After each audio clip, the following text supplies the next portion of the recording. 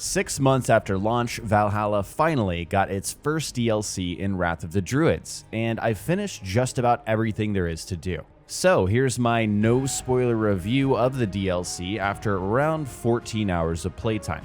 Big thanks to Ubisoft for giving me an early access code to share with you guys.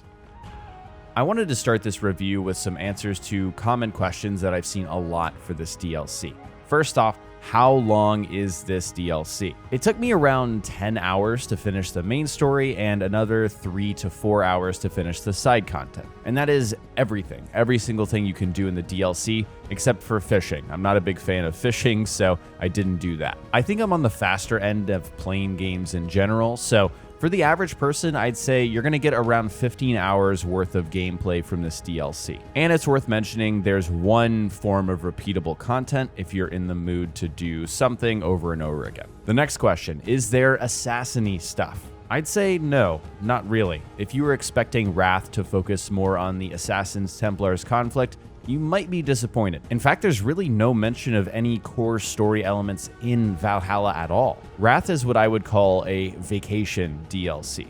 You go to an exotic location, experience a story self-contained within that region, and then you return back home when you're done. Next, is there any modern day stuff? No. There's no mention of Layla or Bassam or anything regarding the current day plot as it stands in Valhalla, and it also doesn't continue what happens at the end of the main game. The thing is, you can access this DLC after you complete one arc in England. So to me, that means this takes place at the same time as Valhalla. And then does it have werewolves or a bunch of mythology stuff? It does have werewolves, but I would say it's not as much as you might expect by looking at trailers. Wrath focuses a lot, obviously, on the Druids and hunting down the children of Danu cult. But it would be wrong to call this a mythological DLC of the likes of Curse of the Pharaohs or The Fate of Atlantis. It's very much like the main game in Valhalla. Unless you're in Asgard or Jotunheim, you're spending 95% of the time in a realistic world. You know, you're fighting things that do exist, not werewolves. But when you are fighting a werewolf, it's because you're hallucinating. So it's pretty much like the Fly Agaric mysteries in the main game. There's one or two moments in the story that involve more mythology than usual, I'd say, but they're over pretty quickly. And then, are there bugs? Yes, I ran into a bug that was actually pretty frustrating, where the game thought I was sliding in gravel. I think I had this in the main game as well. So I had the whole sound effect of sliding, and I had a bunch of rocks pouring out of Eivor's butt.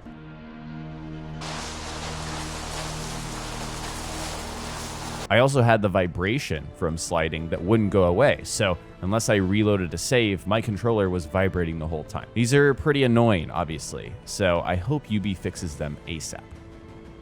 Let's talk about the story, with obviously no spoilers here. So, very basically, this whole DLC is about Eivor being summoned by his or her cousin, Barid. You go to Dublin, and you're essentially following Flann Sinna, who is a leader in Ireland, his rise to unite Ireland under one king. And meanwhile, you're fighting off the Druid cult of Ireland, and they're essentially the main antagonist. This is the Children of Danu, and they are essentially like the Order in England. I'd say they're equally as interesting. You know, you don't get a ton of insight into who they are and, you know, the specific characters. This is a DLC after all. But on the whole, I would say the story here is just as good as some of the better arcs in the main game. It kind of feels like playing one large arc. I think in the main game it was Leicestershire or one of those early ones that felt really long. That is what Wrath feels like. You meet a cast of new characters. There's about 4 main characters, and they're pretty good. The highlights for me are Azar, the trade secretary. I think she's awesome. And Flann Sinna, the High King of Ireland. He is more of a nuanced, king figure, and I think people will enjoy him. There's some twists and turns with the narrative. It's not just clear-cut the entire way. Maybe 1 or 2 decisions that you actually make, as Eivor, but I didn't find that these really affected the ending. So pretty much like the main game. To me, this felt like a more focused version of Valhalla, narratively speaking. So if you felt the story was too long or hard to follow in the main game, you didn't really connect with it, that's where I found myself because of how long it was. I think you'll like this. This is like a brief version of that. One more thing on the story before we move on. I was pleasantly surprised by the accents and how the game handles Irish culture. I didn't really run into a single sing-songy voice or a cringy, top of the morning to you kind of person. There was no one like that. It felt very grounded in that way. There's also not a ton of mysteries where you're meeting a new NPC and they're giving you something kind of goofy to do. It's all very focused on the story. So there really wasn't an opportunity for a non-important character to be kind of ridiculous. Keep in mind, I know nothing about Irish culture or mythology, but I've seen a couple of reviews out there that have been saying that it handles it really well. So if you are Irish or you know something about that, that's something that you can look forward to. A big question I always see with DLC is, let me see the map. How big is the map? So it's split into 4 different regions, and as far as the size, you can kind of compare it to any of the 4 regions in Valhalla in the main game. That's how it feels in terms of scope. Dublin is on the smaller end in the bottom right. It's kind of small to be its own region. I would say it feels more like London or Jorvik in the main game. But yeah, I didn't find the map to be too small or too big or anything like that. It feels appropriate for the amount of content in this DLC. Visually, Ireland it's just beautiful. I mean, at times it can feel moodier than England, which I kind of like, but when the sun comes out and you're on top of a high point, it's unbelievably gorgeous. And it reminded me of the spectacle of these games. On a visual level, it's mind-blowing how pretty this game is, and Ireland puts that on full display here. Also, it has rainbows, so that's pretty fun. I almost always forget to mention music, but I found myself noticing that Wrath has some great new tracks that felt like a welcome change from Valhalla's OST. There's no new songs in the Longship. That would have been a cool little, thing there, but as you're riding around, you'll notice some nice new songs.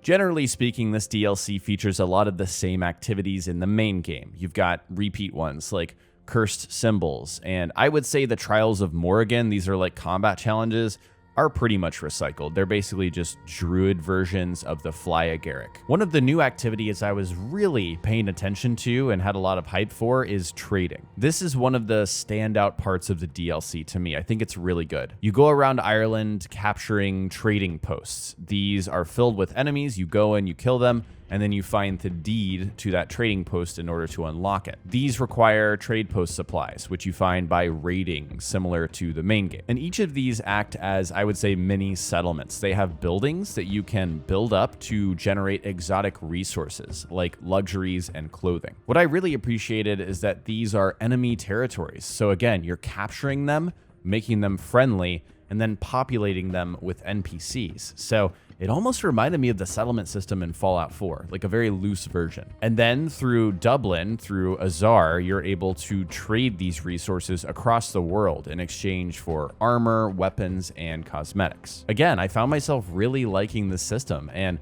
although it's fairly simple, it's fun to capture all of these locations, build them up, and create your own sort of bustling trade network. And it made me wish the main game did something like this, but mixed with Odyssey's nation power system. I mean, how cool would it have been to take over cities and castles, build up defenses and economy systems, and place puppet kings on the throne, and have to deal with, political intrigue and defending from attackers. I just hope that Ubi looks at this DLC with the trading system and considers something like this for the next game in the series, because I think it's a pretty solid system. The other new activity is Royal Demands. These are contracts, which are basically Eivor doing favors in order to unite the kings of Ireland. These are delivered in the form of pigeon coops, so if you've played the older games, you'll recognize this as a nod to the older games. Unfortunately for me, these feel too randomized. They feel like just a task to be completed. There's maybe 3 to 5 different kinds of missions, and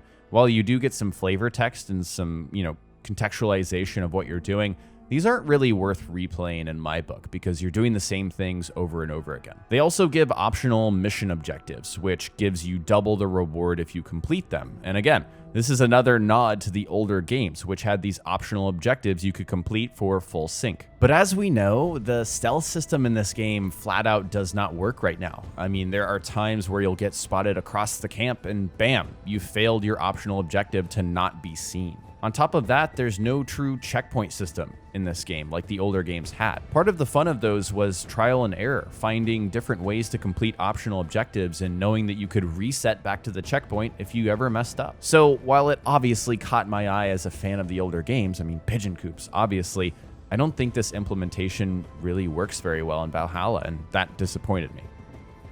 Wrath showers you with new loot. I counted like 7 new armor sets, 5 or so new weapons, and a new weapon type with the sickle. Unfortunately, gear shares some of the same problems I have with it in the main game. The main one being the perks aren't super useful or interesting. Like, you look at these and you're like, that could be useful in this situation, but I don't know. It's just not exciting. Visually, though, I like the variety in the gear between the Egyptian set, which reminds me of Bayek's outfits in Origins, to the Byzantine Greek set, which looks a lot like something that Cass would wear in Odyssey. Some of the gear looks insane, and it's closer to what is offered in the Helix store, but there's also some more reasonable sets that are more grounded, like the Celtic or the Dublin Champion set. Similar to the story, if you're looking for an ultra assassin looking set of armor in this DLC, it doesn't exist. It's just not there. The big highlight for me, though, is the sickle. I mean, these are so fun to use. Visually, the animations are awesome, and I had a tough time putting them down after a certain point. And I think it's totally fair to point out that these were in a previous game, and Ubisoft is essentially reselling a recycled piece of content as DLC. But I find a lot of DLC does this outside of Assassin's Creed. This is a common practice, and it's still a fair criticism. It doesn't mean that it's, okay just because other people do it. But yeah, this is something that happens with a lot of DLC, and I wasn't surprised. And there's a few new abilities to play around with, like the headbutt and the smoke bomb, and also the Irish wolfhound, which basically feels like a reskin version of the wolf ability. The headbutt is absolutely ridiculous, and honestly, just for the laugh, I used it a lot. Like, it's pretty funny to use, and it leaves enemies dazed, which is pretty strong. The smoke bomb is the big one. For stealth players, it is a nice addition. It's another tool that you can use. It makes things more flexible if you're trying to be stealthy. But I'm sure you've seen a lot of the more stealth-focused members of this community are not super pleased with it because it just covers up a lot of the underlying issues stealth still has. It's great to have these, don't get me wrong, but there's still problems with stealth, and adding something like this doesn't solve those.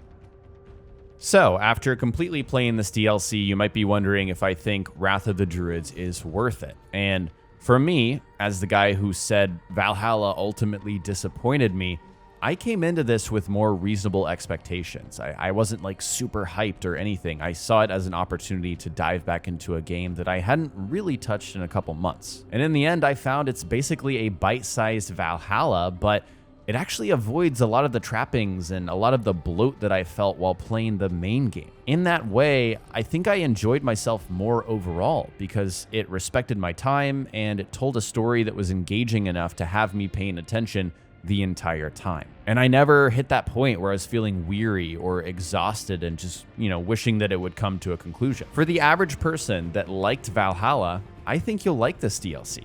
But if you're on the other side of the fence and if you didn't like Valhalla, then I'm not sure that Wrath of the Druids is something you will enjoy. But for me, I'd say it was definitely worth the 15 hours of time that I spent playing it. I had a good time. However, the price point is interesting. I mean, $25 is expensive objectively. It's hard for me to say that you should run out and spend your $25 on this standalone DLC, especially compared to the offering in the main game, which can clock in at over 100 hours depending on how you play. I would absolutely wait on a sale or grab it bundled with the season pass to save some money. I mean, I know DLC is really expensive to make, and that's why this is $25. So unless you're like really supportive of Ubi, I don't see the translation between $25 and 15 hours personally. But the good thing is that Ubi's pretty good about sales. So I'd keep a sharp eye out for that if you're looking to save some money and get this at a more reasonable price, or once again, dip into the season pass and, roll the dice on Siege of Paris. Overall, I think Ubisoft makes good DLC just across the series. They always have. And so this DLC feels worthy to me, and it feels like something that they would put out, and it met those expectations. So if you enjoyed Valhalla, you should have a good time with Wrath. That is it for me. I hope this review was helpful for you guys in deciding to play Wrath of the Druids.